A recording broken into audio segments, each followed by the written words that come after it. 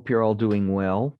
We're going to be continuing today in our study of Pikuah Nefesh, the value of Pikuah Nefesh, where this comes from, the idea that in Judaism,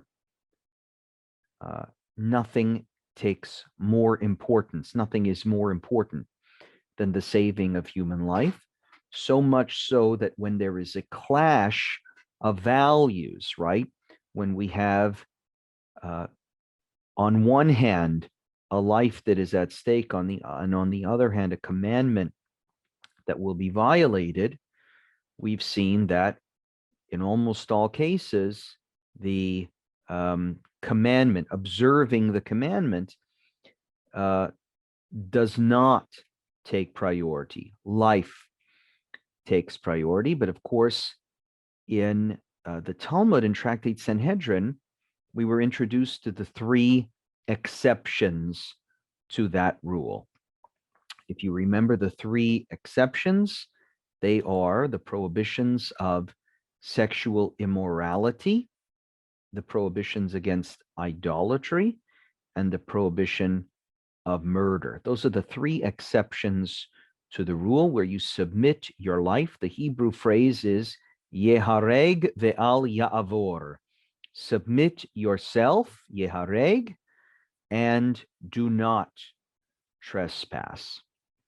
But what we started looking at last week is that these three exceptions, which seem to suggest that there are some times when life does not take priority, are not as straightforward as we might expect them to be. If you remember last week, we saw a difference of opinion between two Talmudic rabbis. Rabbi, hold on, let me get it. Rabbi Yishmael on one hand, who says that the law of idolatry really only applies, that is the exception, that you submit yourself rather than bow to an idol, really only applies in the case when you are asked to bow down to that idol, when in public, right? Rabbi Eliezer has a different opinion. He says that no, in all situations we follow the commandment of the Shema. The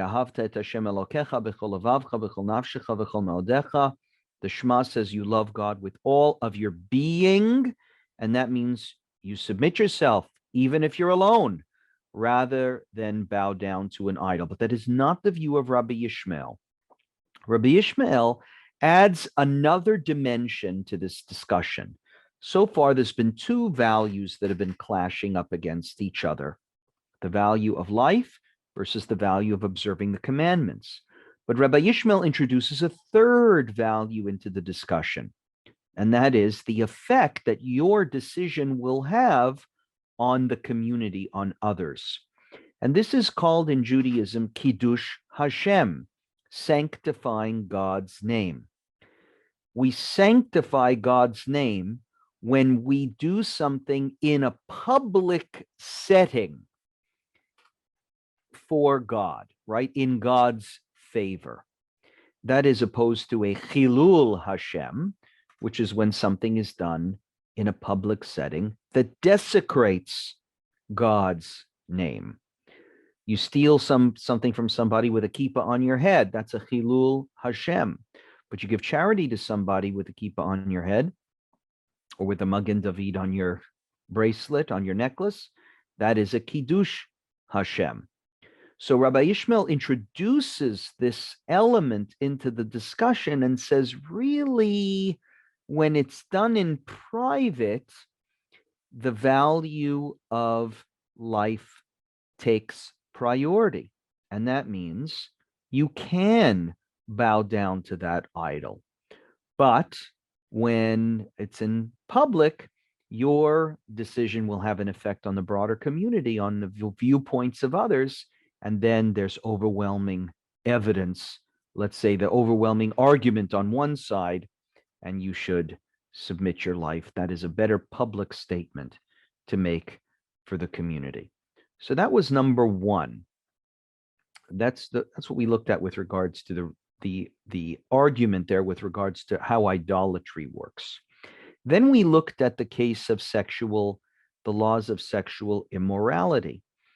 And if you remember, when we looked at the case of sexual immorality, the Talmud was trying to understand where in the Torah it says that you should be killed rather than observe the laws of sexual immorality, right? Where does it say that that is an exception to the rule?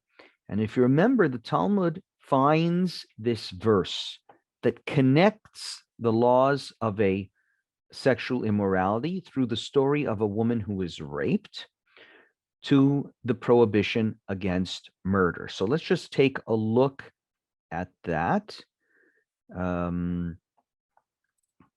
At the source in front of your screen. I'm on page 5. Excuse me, I'm going to go back here to page 4. And I just want to show you again, to jolt your memories, this verse that becomes the key verse in substantiating the idea that our life should not take priority in a case of sexual immorality. Here is the verse. It's Deuteronomy 22. You shall do nothing to the young woman. The young woman has committed no sin worthy of death. So the first thing the verse says is, even though she broke the rules, right? Here she was raped. So technically she broke the rules and had relations with somebody other than her husband. She was not the active participant in this. She had no choice. So she is compared to a murder victim.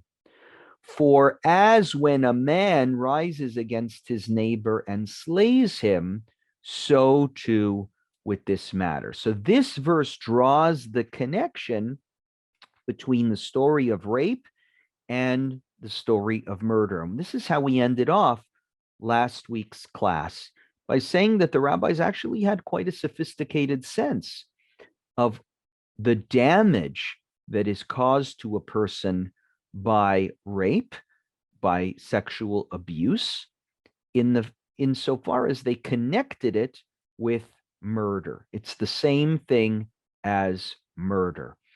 And therefore, we should treat that crime as murder.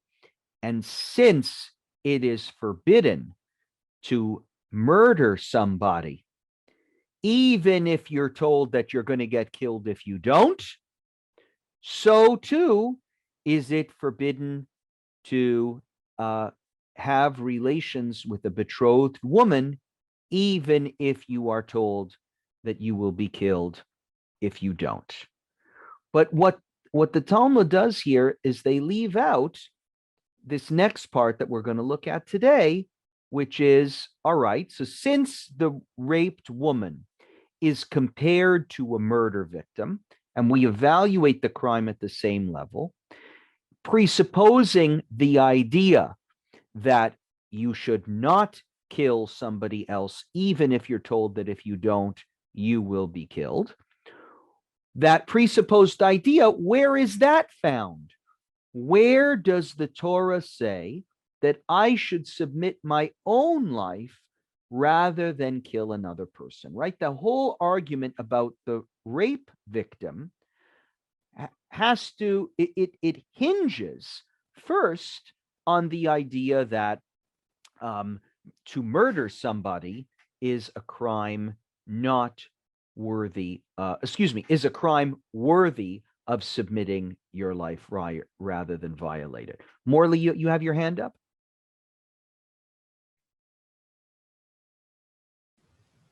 Yeah.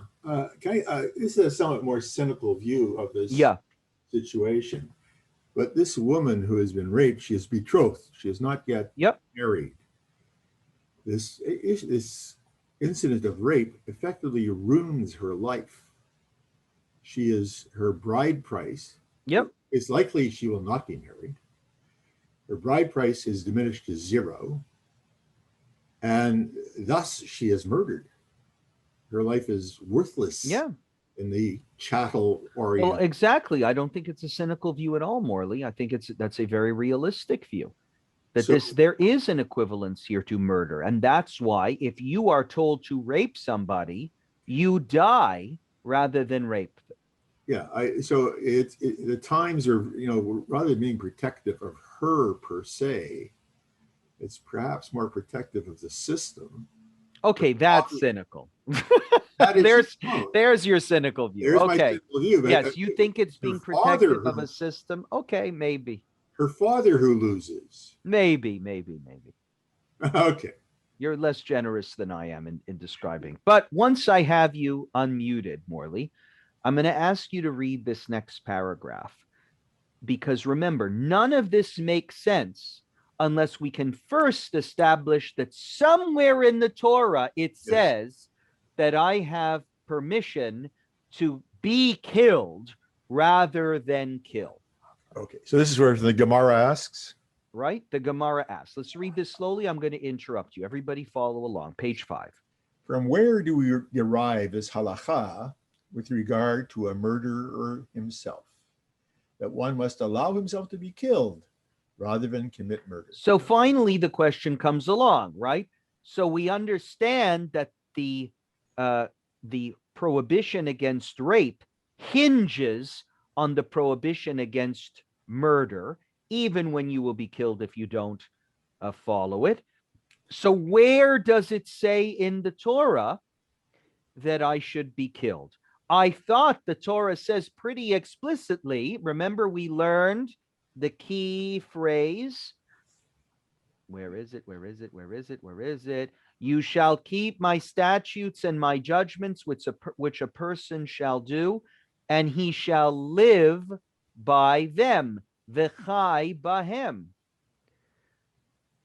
Right? So if the book of Leviticus says your life always comes first, you live by them and die by them, from where do we have this exception to the rule that says you do die by them if you're told that you are to murder somebody? So let's go back to the Talmud's question and see what the answer is. The Gemara answers.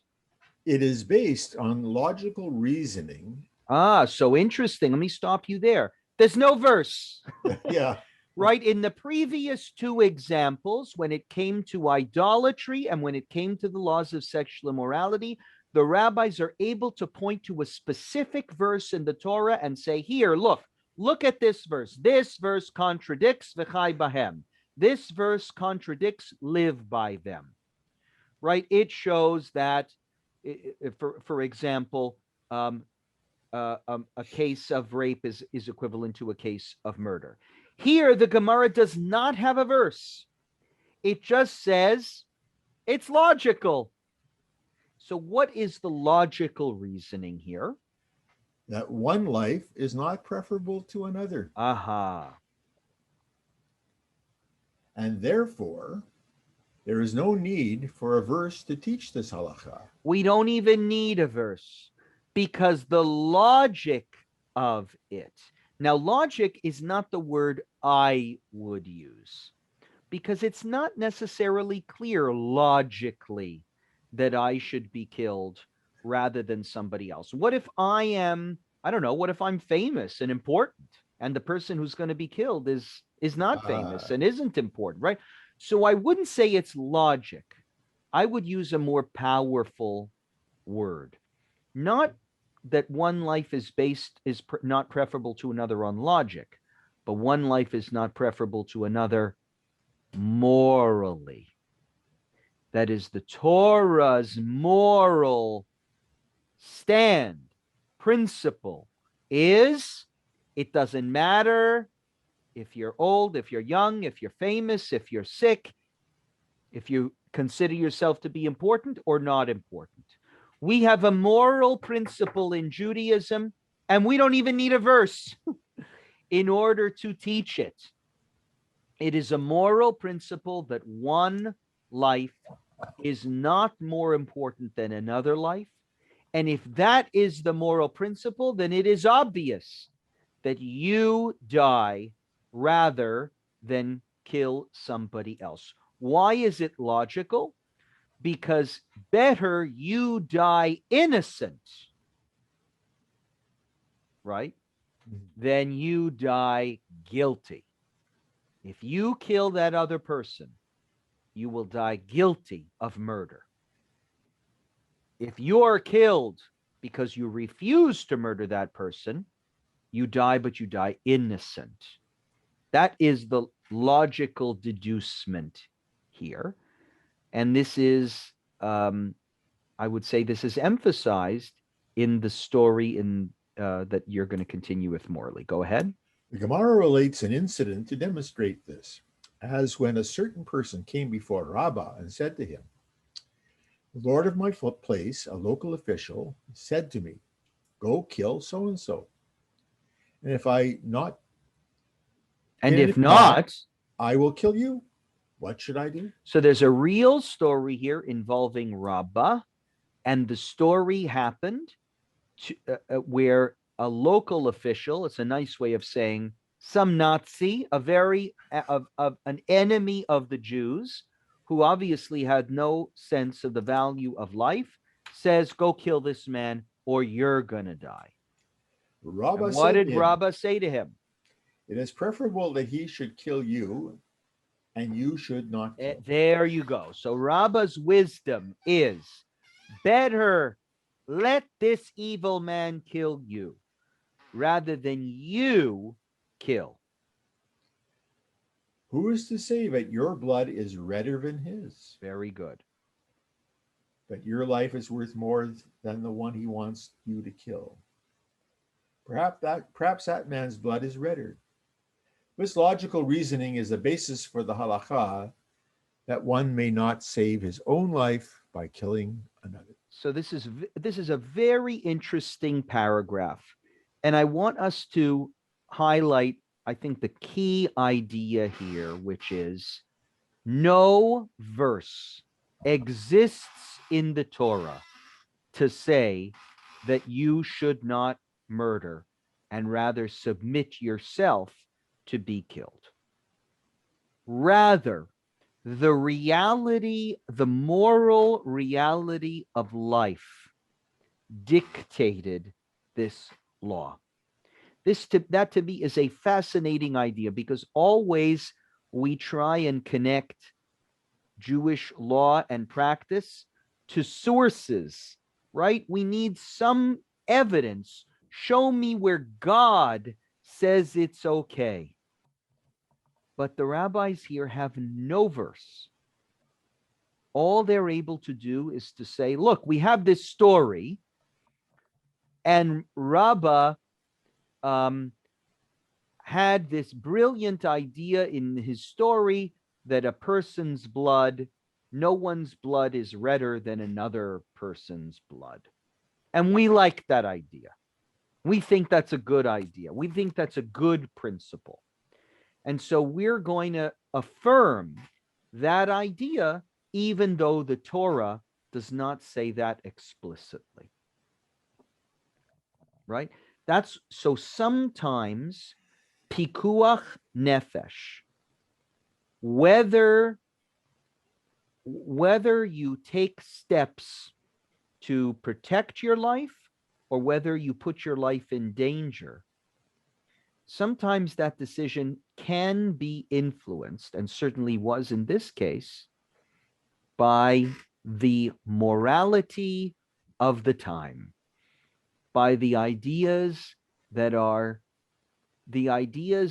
people believe in about the value of life, right?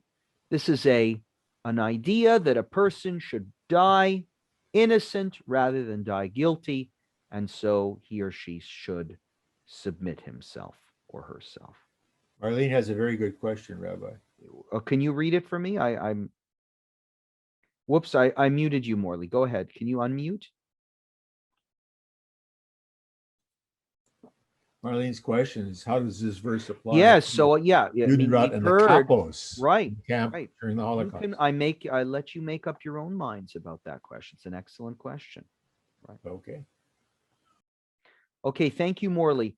I'm going to ask for another reader now. Florence, would you kindly read for us when Rav Dimi? So the next paragraph here begins when Rav Dimi.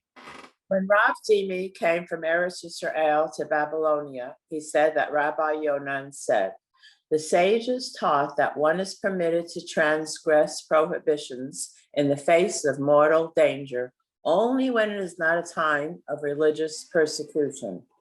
But in a time of religious persecution, when the Gentile authorities are trying to force Jews to violate their religion, even if they issued a decree about a minor mitzvah, one must be killed and not transgress." Isn't this interesting? Let me go through this with you slowly, okay? We have another exception to the exceptions. Before we read this paragraph, the only values we had that we had spoken about was the value of number one, observing the laws of the Torah. Number two, the importance of saving your own life. And number three, whether the act is done in public, which will influence other people's beliefs and behavior. We now have a fourth value that enters significantly into the discussion, and that value is what is it that is motivating this whole decree, or that's motivating the whole idea. Why is it that somebody is telling you, "I'll kill you unless you worship this idol"? And Rabbi Yochanan has this very important principle. And Florence, think about it carefully, because I'm going to ask you why.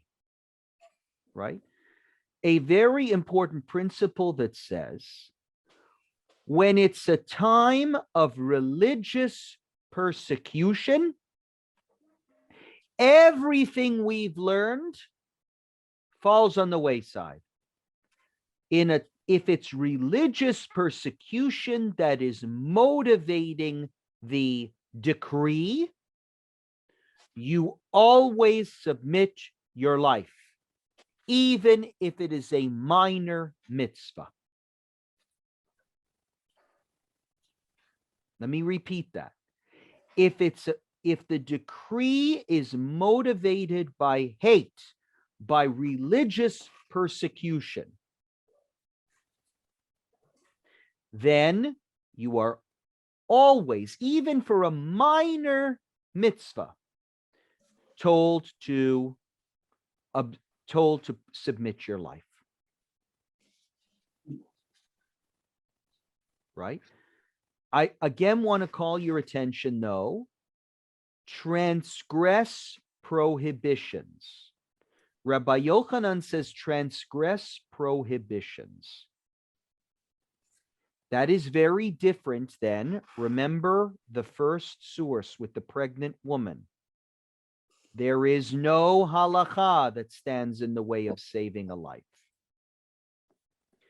For Rabbi Yochanan, there is something more important about a negative prohibition, thou shalt not.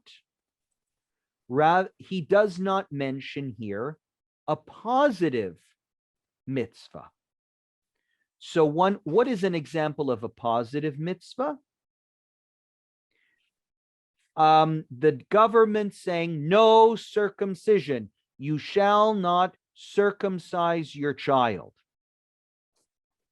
Well, if the government says that, which, by the way, still happens today in certain countries, there's governments that forbid circumcision, is a Jew required to submit himself to death?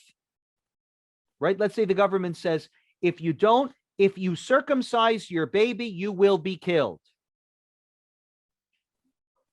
Does that apply here? No, because circumcision is not a prohibition.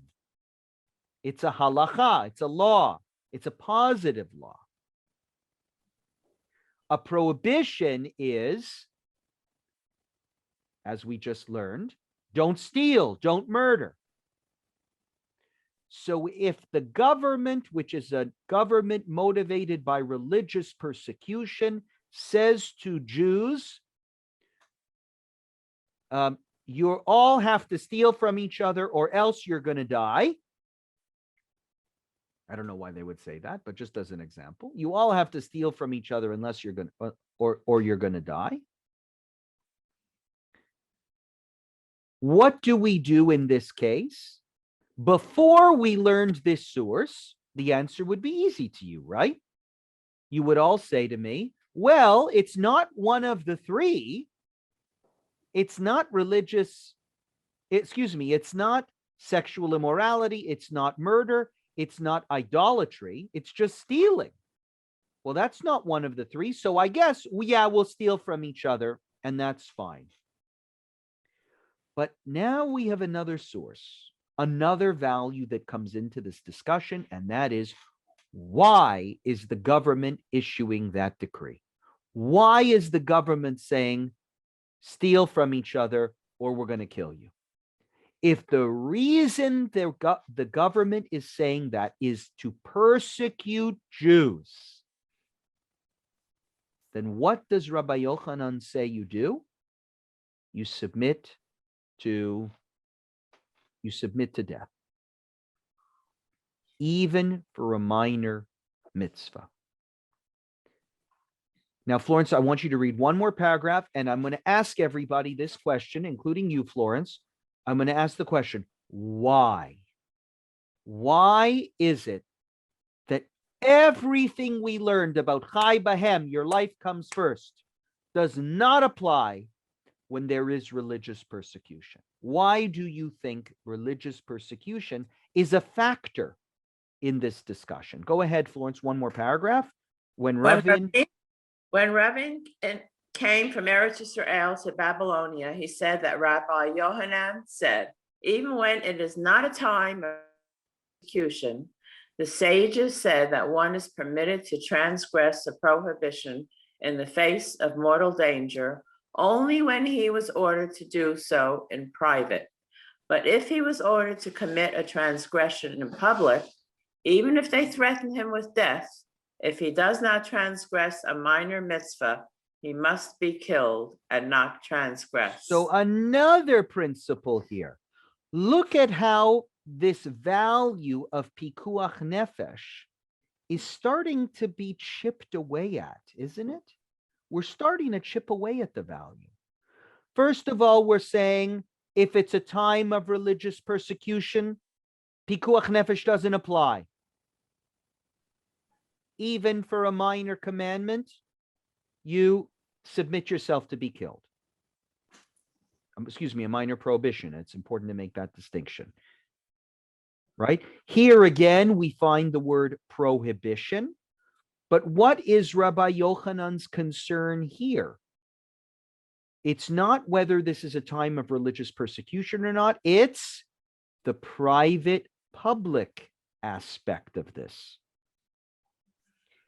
If you are told to violate even a minor mitzvah, don't steal, but you do it in public, there's a lot of people there watching you.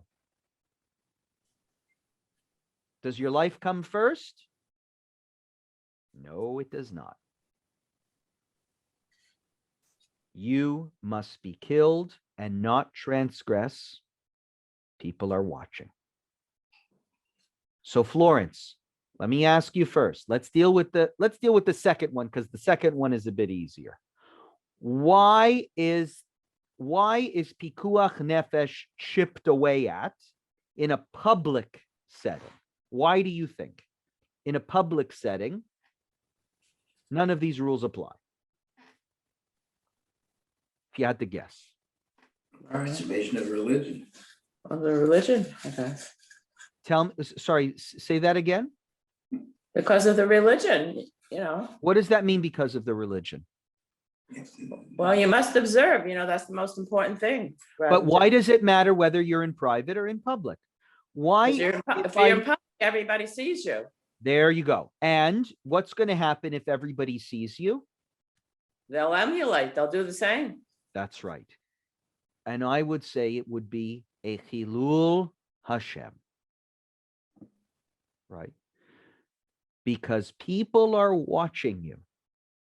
Even though the mitzvah is not that important, you have the opportunity in front of a crowd to make a statement. There's only two statements you can make. The first statement is, my life is more important than the Torah. And therefore, whatever you ask me to do, I'll do it, as long as you don't kill me. The second statement is, the Torah is more important than my life. Whatever you ask me to violate, I will not violate it, even if you kill me. So the rabbis see this as an opportunity to make a public statement of faith. Right? A public statement of faith by saying the Torah is more important even than my life. So very, very good.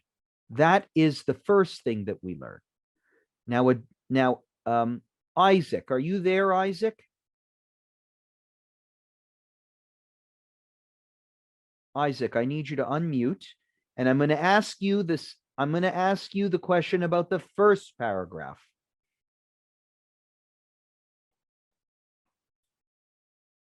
You turned off your camera. Close. Okay, can you hear me? Okay, now I hear you. Okay. So Isaac, the first question, why is it that we should be concerned with where the decree originates? Why is it that the rabbis are saying, if the decree is motivated by religious persecution against Jews, you should not follow it, even if it's at cost to your life? What's the logic? The logic is, Does he want you to read it? am I supposed to read something? You can read it again. Here, to read, Yeah. read when When Rav Rav Bimi came from Eretz Yisrael to Babylonia, he said that Rabbi Yochanan said, the sages taught that one is permitted to transgress prohibitions in the face of mortal danger only when it is not a time of religious persecution. But in a time of religious persecution, when the Gentile authorities are trying to force Jews to violate their religion, even if they issued a decree about a minor mitzvah, one must be killed and not transgress. So there it is, that paragraph again about religious persecution. So Isaac, if you had to guess, why is it that there's an exception to the rule here when, right, the rule of Pikuah Nefesh, your life comes first, but not in a time of religious persecution. In a time of religious persecution, you die rather than violate even a minor mitzvah. Afilu mitzvah kala yehareg ve'al yavor. How do you think logically about that, Isaac? About why is it that I have to be careful in a time of religious persecution? Because it becomes immoral for all peoples if you were not to follow what the persecutor is forcing you to do. So I think that's an excellent comment. Yes, Isaac, there is an added moral dimension here. When the person is telling you to violate a law, but he's not doing it to pick on you, Isaac. He's saying, I want you to break the law because you're Jewish. It's not specifically you. I'm picking on all the Jews. And I want all the Jews to break this law or be killed. I want to make a spectacle of all the Jews, that they should violate all these decrees. Right? So if you say, no, I will not violate, I will violate the halacha, I will break Shabbat, I will steal, I'll do all these things because my life comes first. Well, you're almost throwing everybody else under the bus, right? Yeah. Because if you go ahead and do that, well, then they'll move on to the next guy. Okay, all Jews now, right? All of you don't observe any of your prohibitions, and we can humiliate all of you. So that's excellent.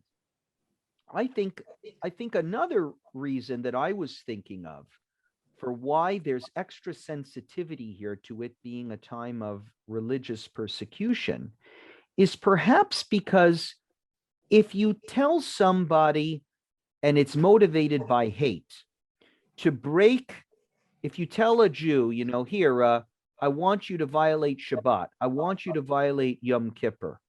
If it's being motivated by religious persecution, there will be no end to it. It'll just get worse and worse and worse.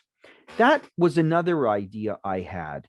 If you know that the decree is coming just from somebody being hateful towards Jews, then it's really not about the substance of the decree itself.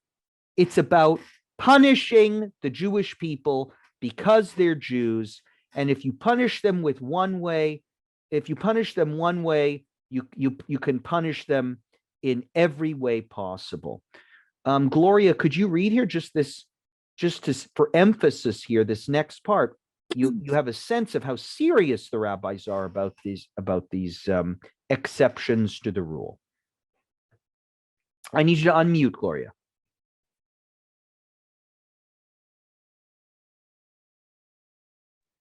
Can you hear me now? Yeah, loud and clear. Okay. The Gemara asks.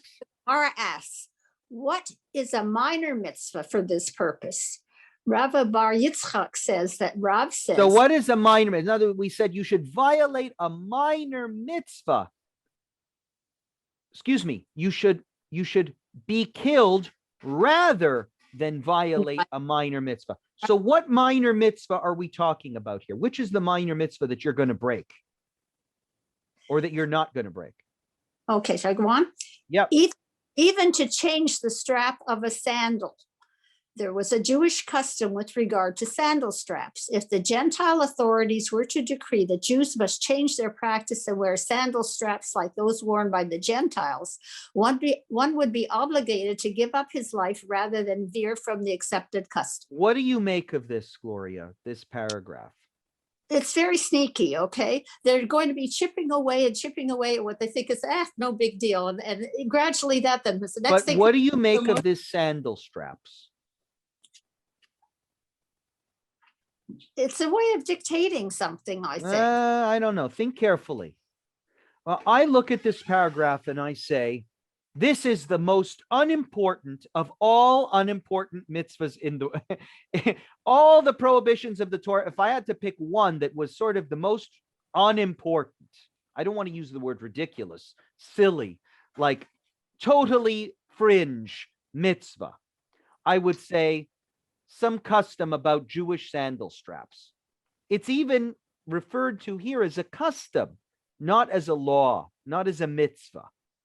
Apparently, 2,000 years ago, Jews used to wear particular kinds. There was a law about the particular kinds of sandal straps that Jews are not allowed to wear. They had to wear the Jewish kind, not the Gentile kind. And imagine what Rav is saying. If somebody tells you you are to wear Gentile sandal straps or I'm going to kill you. Wear Gentile sandal straps or I'm going to kill you. Before we learned any of these sources just now, you would have said clearly, wear the Gentile sandal straps. Who cares about your sandal straps? But we just learned two principles that totally throw everything we've learned under the bus. Principle number one, if the person is telling you to wear Gentile sandal straps because he hates Jews, okay, so because it is an authority who is persecuting Jewish people, you refuse to wear the sandal straps, even if you're going to die. And number two, if a bunch of people are watching you and an authority says, wear the Gentile sandal straps or you're going to die, but there's a bunch of people watching you, it's in public, you do not change your sandal straps. Right? This is quite an extreme statement. In a time of religious persecution, in a time of when the world is watching you, you follow the Torah. Don't worry about your life. Whatever happens with your life happens. You follow the Torah. Always follow the Torah. Not just not murdering somebody, not engaging in illicit sexual relations, not engaging in idolatry. I mean all 613 mitzvot, down to this silly mitzvah about sandal straps. You follow every single one. Because they're not after your sandal straps. It's not. They're after you. They want to make a chilul Hashem. They want to desecrate God's name, or that's one perspective, or B, they want to punish all the Jewish people. And if you give in, there will be repercussions across the whole community. We're chipping away, folks, at Pikuah Nefesh. That's true. Okay. Now I want us to think of, let's read this next piece, and then I want to say something that's going to upset you. Not you, Gloria, but upset everybody. Okay. Okay, Gloria, can you keep reading? Okay, the Gemara asks, and the presence of how many people is required so that it should be deemed a public act? Right. So we learned about public acts, that when the act will be done in public, you can't even wear the Gentile sandal straps. So what is considered a public act? Does that mean 100,000 people watching me in a stadium? No. What does it mean? Rabbi Yaakov says that Rabbi Yochanan says an action is not considered a public act if it is performed in the presence of fewer than 10 people. The Gemara clarifies this point. It is obvious that we require that these 10 people be Jews, as it is written in the verse from which we derive the requirement of 10 for the sanctification of God's name. And I shall be sanctified among the children of Israel. Right. So remember, that is the same thing as what we call a minyan, right? Right. That sound familiar, Gloria? Absolutely. So a minyan, just like there is a minyan for prayer, there is also a minyan for sanctifying God's name.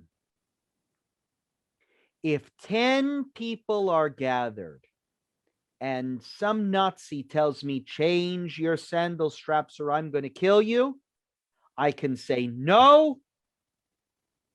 And even if he kills me, I will sanctify God's name. And I'm permitted to do it. Okay? So take these two ideas, religious persecution, number one, and public versus private sanctifying or desecrating God's name.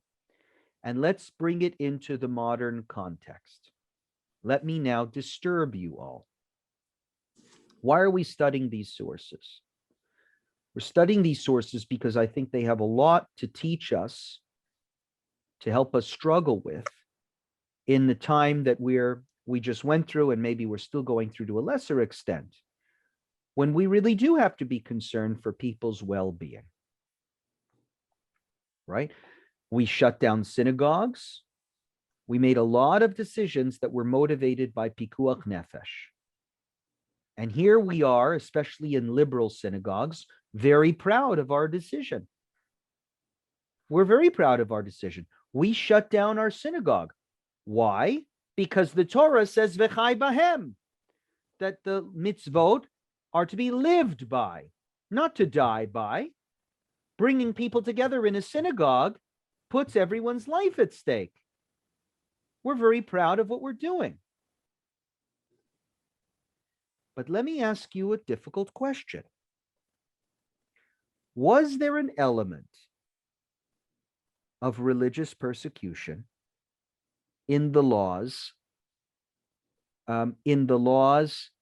limiting gatherings in religious institutions? That's question number one. And question number two, was our decision to close the synagogue a private act, or was it a public act? The second question is easier to answer than the first. The second question is simple. The answer to the second question is simple. When we closed our synagogues, it was a public act. When we told people they couldn't assemble for worship, the world saw, right?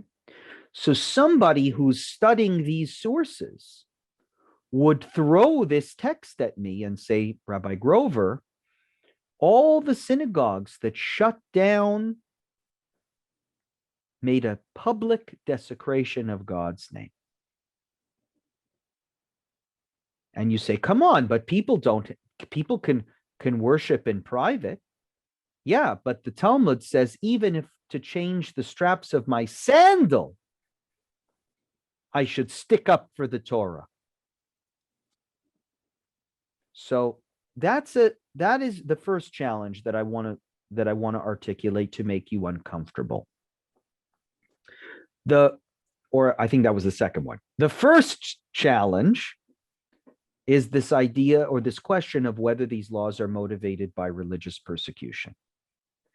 Personally, I don't believe that gathering limits were motivated by religious persecution. However, many, many Jews, particularly of the more right-wing variety, in Israel, in New York, and even in Montreal, viewed the laws of against gatherings as a form of religious persecution. When they articulated that, they were being very, very conscientious. They weren't just doing it because of how they felt or how they observed the situation. They were doing it because they knew this text. They knew this text.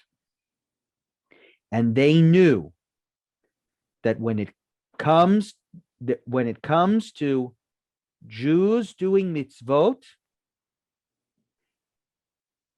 if you cannot establish that it is a time of religious persecution, gatherings you can be exempt from, because it's not religious persecution. Your life comes first. But if it is a time of religious persecution, and fulfilling the Torah will put your life at stake. You see, when we think of putting your life at stake, we think of, some guy will be there to slit your throat with a sword. But think about it in the modern context. First of all, gathering together can mean your life is at stake because there's an illness going around. You might get sick. Or you'll get sent to jail. The police will write a ticket for you if they catch you going to synagogue when there's a curfew, for instance. So when the right wing said these laws are motivated by religious persecution, they are targeting Jews. And if you don't believe me that's what they said, I will throw articles your way left and right with quotes from spokespeople from the Haredi community who said specifically, you are targeting Jews.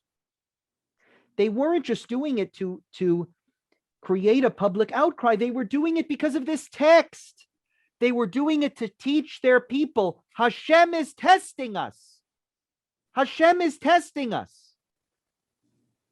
Hashem wants to see if we really care about the mitzvot. Decrees have been made against us that are motivated by religious persecution, and we have an opportunity now in public to say, we will fight for the Torah. We don't care about what others will say or do to us. We don't care even if they say they'll kill us. And certainly if they say we'll put you in jail. And we don't care about getting sick. It's a test. Hashem is saying the authorities are there to persecute you. Are you going to care more about my Torah, or are you going to care more about your life? Well, if a bootstrap of a sandal takes priority over your own suicide,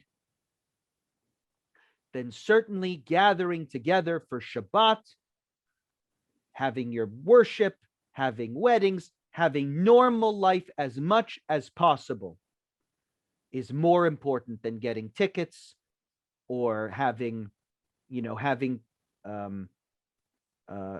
being thrown in jail for violating the rules.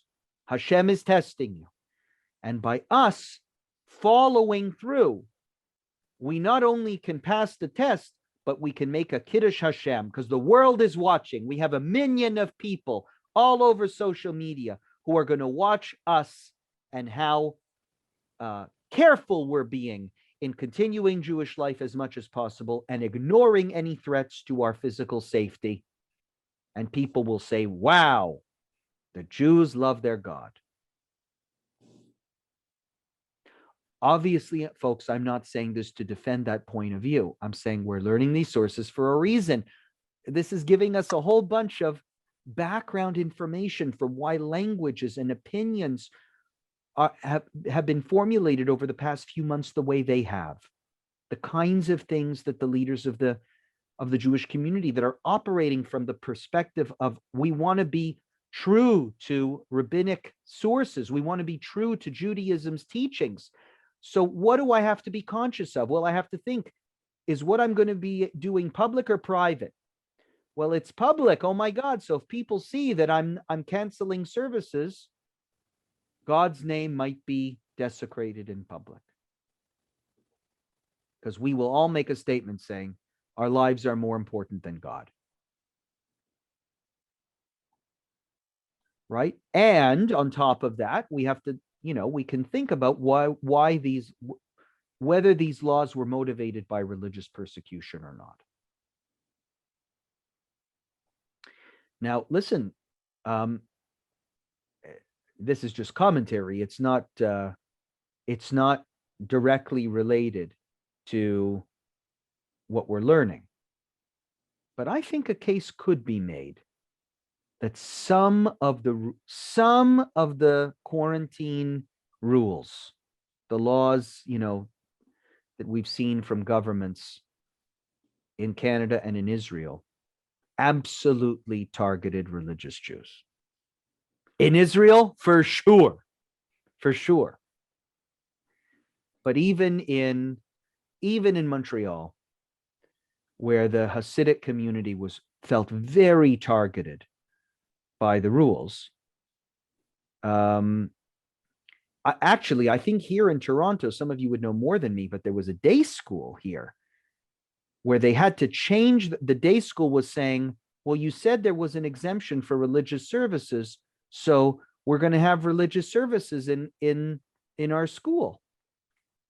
And they actually went back to the city council and they revoted the rules and say religious services do not include services that occur in Jewish day schools.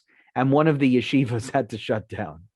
In other words, a law that was specifically to target the fact that there were religious Jewish day schools in the city that were not exactly following the spirit of the law. They were following, however, the letter of the law. Do you call that religious persecution? I mean, I wouldn't go that far, but others would. Others would say, how can it not be religious persecution? It was a law that specifically targeted this yeshiva. Yeah, they specifically targeted that yeshiva, not to do anything mean against the Jews. It wasn't an anti-Semitic action. It targeted that yeshiva because that yeshiva was playing games a little bit with the laws, following the letter rather than the spirit. Let's just finish. Let me just see how much long we have here. This very interesting. Okay, just 3 paragraphs. I know there's a lot of interesting comments on the chat. My chat board is going crazy. I've got 18 comments. I'm going to look at them, I promise. But let's just finish up this source because this is a really interesting one with Esther and Achashverosh. Those of you who might know these characters who have learned about Purim. Why do you think the Talmud brings up Esther and Achashverosh? Well, think of Esther. Esther, the niece of a very religious man named Mordecai. I thought it says you have to die rather than violate the laws of sexual immorality. And here, Esther is being sent to sleep with a non-Jewish king.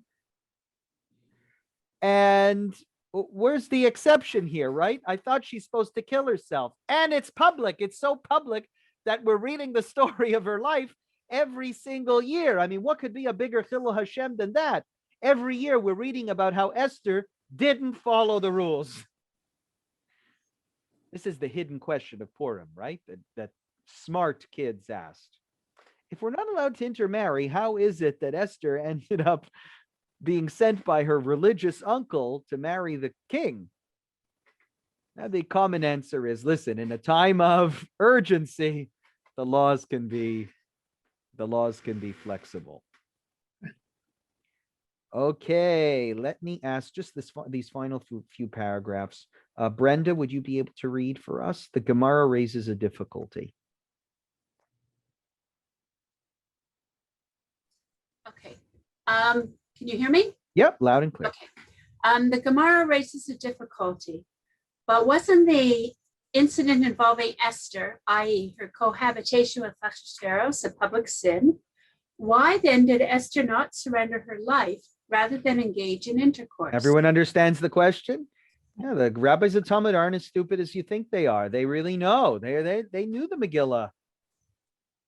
The Gemara answers, Abaya says, Esther was merely like natural ground. For example, she was a passive participant. Oh, come on. A passive participant. Come on. The obligation to surrender one's life rather than engage in forbidden sexual intercourse applies only to a man who transgresses the prohibition in an active manner. A woman who is passive and merely submits is not required to give up her life so that she is not sin. So that she not sin. In other words, Esther didn't really want to have sex with Achashverosh. She was like natural ground. That's a way of the Talmud saying she was just lying there. She didn't do anything. It's passive. Right? Look at I wanted to end with this because it's almost comical the way it tells the story. Esther was just lying there. It was Achashverosh who committed the sin. She didn't commit the sin, right? She was out of it. She didn't even know what was going on. She was just lying there. Keep going, Brenda. Okay, page Esquire. Okay. Rava says that there is another justification for Esther's behavior. When Gentiles order the transgression of a prohibition, not in order to persecute the Jews or to make them abandon their religion, but for their own personal pleasure, it is different. In such a situation, there is no obligation to sacrifice one's life, even when the sin is committed in public. So this is interesting. We learned that in a time of religious persecution, even if someone tells you to wear the wrong sandal straps, you submit yourself to the sword. But Achashverosh's behavior, the decrees against what Esther did, right? Esther's rape, if you could call it rape, the rabbis seem to sort of put it in the category of rape. But it wasn't rape motivated by religious persecution. It's not that Achashverosh wanted to hurt her for being a Jew. He didn't even know that she was Jewish. It was about personal pleasure. Right. Self-gratification. Since that sin was motivated by just Achashverosh's sexual appetite, yes, it was a public sin. She was living with him in public, but it was her own business.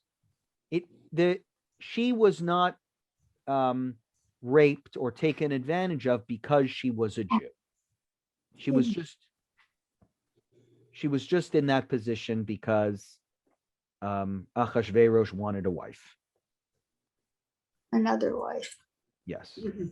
Go ahead, Brenda, last paragraph. Rava explains, as if you do not say so, then how do we give them coal shovels? Let's explain.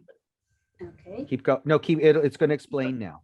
Okay. The Persian priests would take coal shovels from every house, fill them with coals, and use them to heat their temples on their festival days. So here's the parallel that we're going to draw.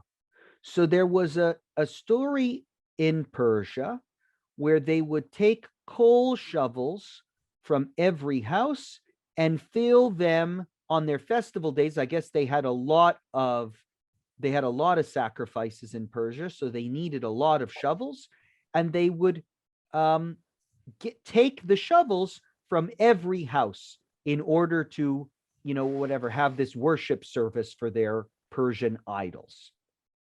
So what happened when the priests would go to a Jewish home and say, knock, knock, we need your shovel to go and worship our idols? In normal circumstances, a Jew would say, absolutely not. You can't use my property to worship an idol. We just learned, submit my life rather than participate in idol worship. Keep going, Brenda. Although this involved assisting idol worship in public, Jews would not sacrifice their lives in order not to do so. Oh, what happened? I thought the Jews had to sacrifice their life. I thought we learned you have to die rather than commit the sin of idolatry. Rather, the reason they cooperated is certainly that a measure enacted for the Gentiles' personal pleasure is different. Why did they give the shovel? Because the priests were not asking for the Jewish shovels in order to punish the Jews. They just needed the shovels for their own thing, right? Can I borrow? It's like if a Catholic came up to you and said, hey, can I borrow some wine for Mass next door? We're out of wine at the church. When you say, listen, I don't really feel comfortable. It's my wine. I'm helping you worship in your church. But this is saying, no, you're allowed to help. You don't have to withhold the wine. You don't have to withhold the shovel because this is not a decree against the Jews. This is just something that's needed for personal pleasure. Here too, go ahead, Brenda. Here too, concerning Esther, Achashverosh engaged in intercourse with her for his personal pleasure. And a measure enacted for a Gentile's personal pleasure is different. And there's no obligation to sacrifice one's life to avoid it. Thank you. So that ends this part that ends this tractate, or not this tractate, this sugya of the Talmud. With this discussion about the difference between a measure enacted for the purpose of persecuting the Jews versus a measure that is enacted that would involve Jews violating the Torah, but isn't meant to punish the Jews. It's just meant, the Gentiles needed it for their personal pleasure, whether it was Esther's body or a shovel used to help in a Persian sacrifice. In situations like those, Pikuah Nefesh seems to be restored. We restore Pikuah Nefesh. Your life comes first. Even in idolatry, even in public idolatry, your life comes first. Why? Because you're going to submit your life, and you're for nothing. You're not doing it to help the people. You're submitting your life to make your own, moral, righteous statement. But the Jewish people are not in danger. And it's really circumstances like that where the Talmud seems to be most concerned. Which I think just goes to reinforce what I said last time, which actually, especially in the story of, right, the public-private, which I said in the coronavirus epidemic is a clear dichotomy. Everything today is public. We have social media all over the place. Everyone's watching what the Hasidim will do. Will they close down their shuls or will they keep them open? Everything is public. But at the end of this tractate, or at the end of this sugya, the conclusion is actually public-private doesn't even matter that much. Because what Esther did was also public, and she still got away with it. Esther, the most public thing ever, because we're reading about what she did year after year after year after year. That's not what makes the difference. What is it that makes the difference? Whether the decree is issued by reason of religious persecution against Jews or not. When decrees are issued by reason of religious persecution against Jews, don't even change your sandal straps. You stand up for what you believe in.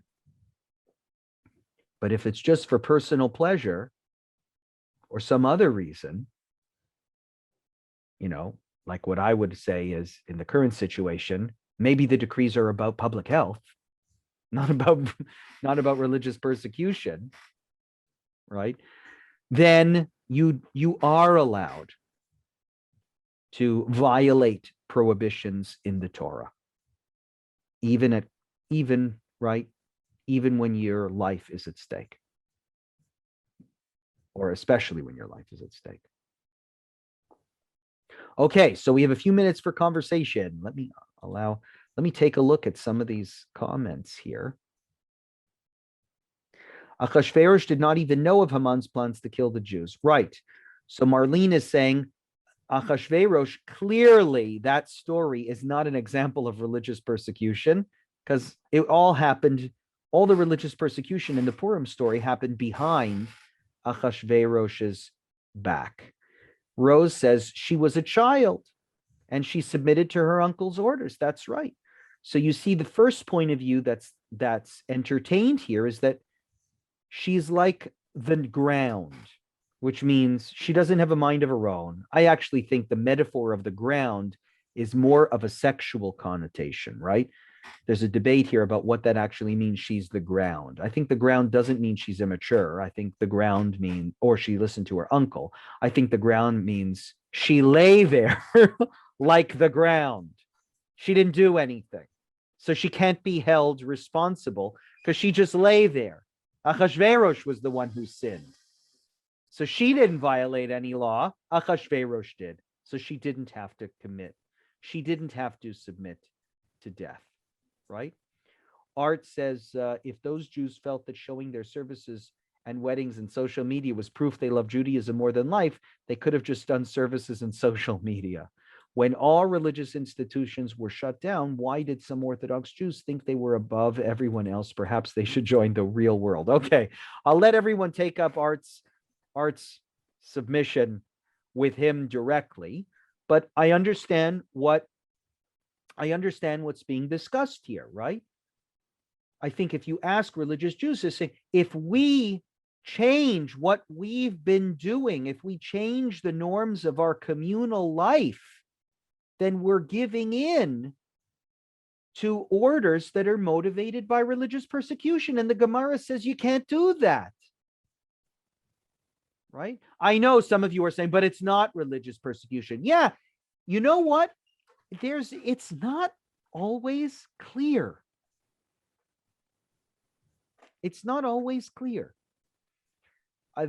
Yes, the laws are being motivated by public health, But there were many people who were saying the laws that seem to be motivated by public health don't make sense from a public health standpoint, because our synagogue is huge and we can accommodate 10 people for worship, and there are ways that we can get around it. It's all about targeting certain segments of society. And there was actually a big outcry in Quebec when Ontario never had churches and synagogues shut down.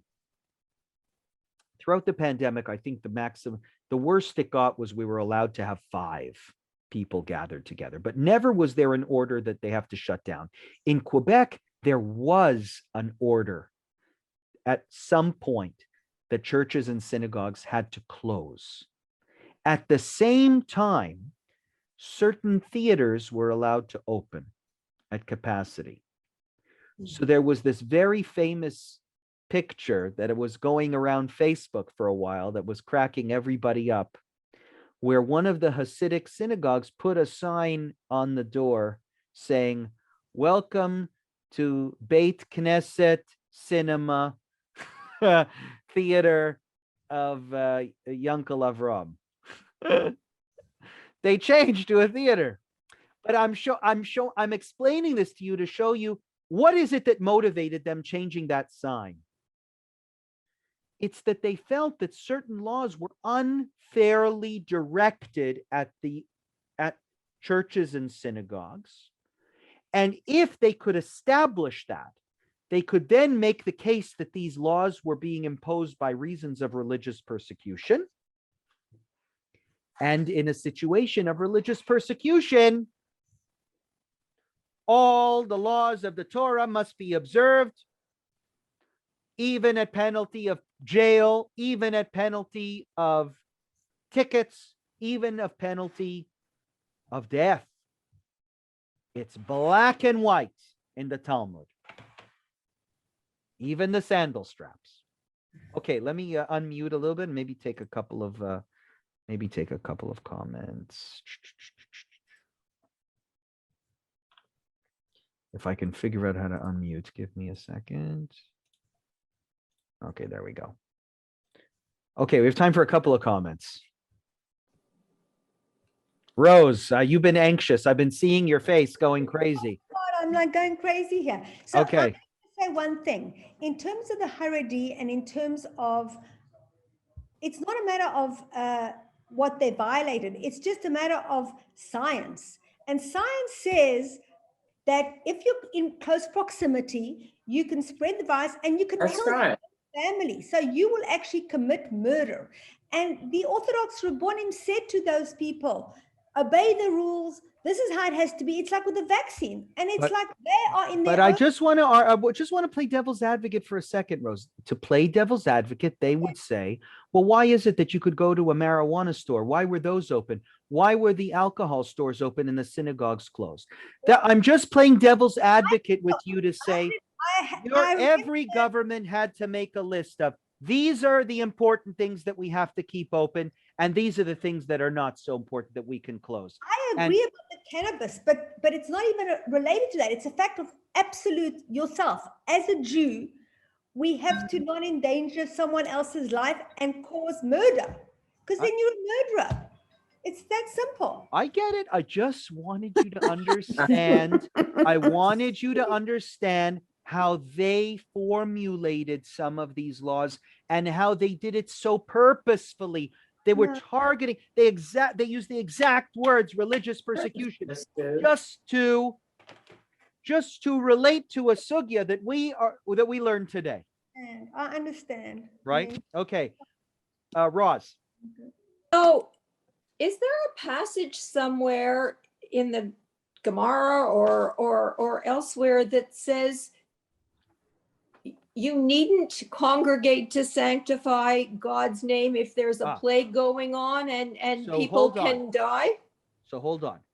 Next week, we're going to look at a very interesting, something you just mentioned. Plague. Where not plague, but not congregating. Okay. Is there a rule in Judaism that says thou shalt not congregate in like, I'm sorry, I'm not phrasing this in the right way. The law of worship, is that a positive law or a negative law? Positive. Positive. Positive. By the way, if it's a law at all, it's not even clear anywhere in the Torah that there's a law that says you have to pray. But I don't want to tell you that, or you guys will never come to shul. But it is not even clear that there's a law in the Torah that says pray. Remember, everything we looked at, Roz, was prohibition, prohibition, prohibition, prohibition. We're talking about here about the negative laws. Breaking Shabbat, idolatry, right? All of these things that the Torah says, thou shalt not. And in a time of religious persecution, one must not transgress. Your question, Roz, is, but what about congregating for prayer?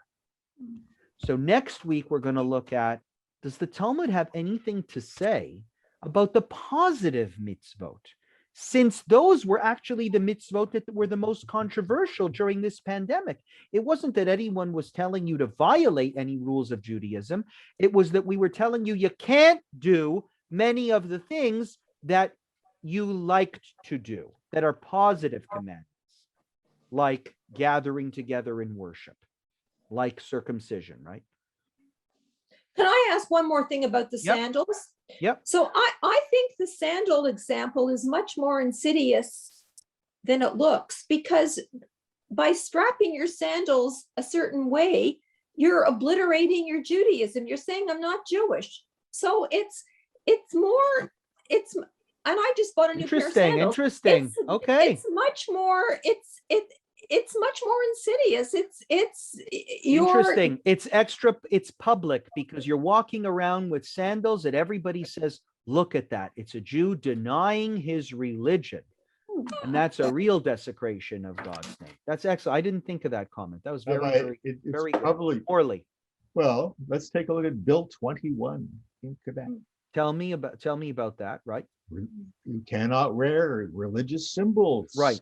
In public. So is that religious persecution? Yes. Yeah. Okay, so, Yes. well, Rose, you're very sure it's religious persecution this time.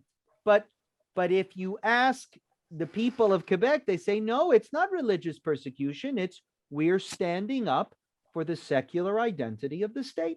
That is religious persecution. Persecution. One religion called secularity over other religions. Yeah. So if I wanted to make the case that one can violate that law, even if you're going to get a ticket or even if you're going to go to jail, I would try framing it absolutely as religious persecution. Correct. And, can I wear my kippah? Let's take the sandals out of the question, the 21st century version, because there's no halakha that says you have to wear a kippah, right? Right. So another but question. We do it as a matter of identity. We didn't get into it, but Maimonides asked the question, does it have to be religious persecution specifically against Jews? So, but even so, this is one form of religion. Let's call it secularity. Yeah. Versus another form of regular religion. I think all of these are important and insightful comments. Thank But you. isn't that giant cross Rabbi, still up in the National Assembly? I think I there think are I don't alternative remember. ways of protesting versus giving up your life. And that's what I'm not sure that at the time that the Talmud was written, that they viewed it as alternatives, but they were rabbis. Right. And they were public figures. We know that Rabbi Akiva was certain was a public figure. He gave up his own life. That's right.